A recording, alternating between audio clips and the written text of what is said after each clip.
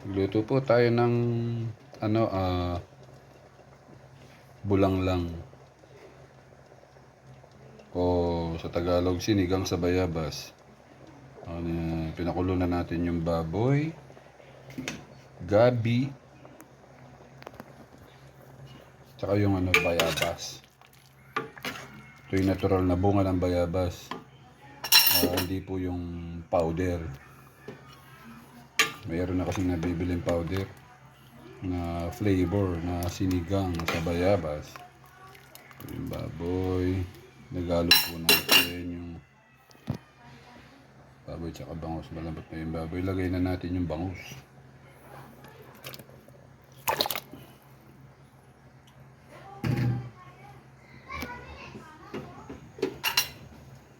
Kulayan lang po natin.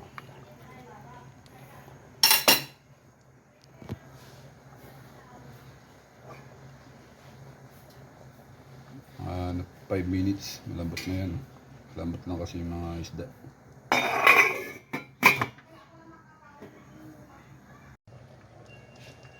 Ayan po, kumulo na.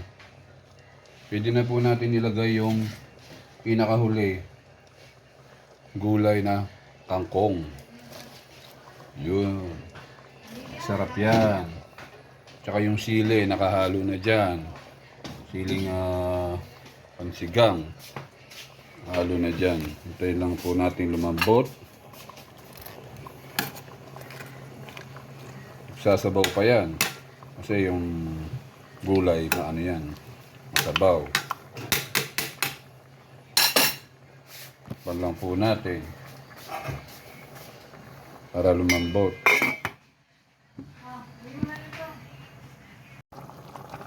Ayan po, malambot na po yung gulay at nagsabaw rin, sabi sa inyo eh. Ayun po yung bangus, malambot na rin. Tingnan natin sabaw.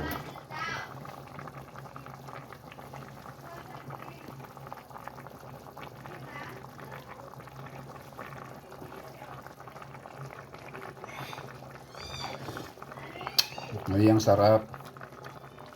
Sarap po. Ang bulanglang na bangus. May baboy.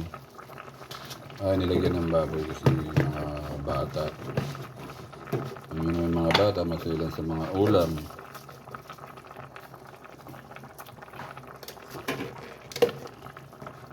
Ayan natin yung konting asin. Medyo matabang. Okay na to.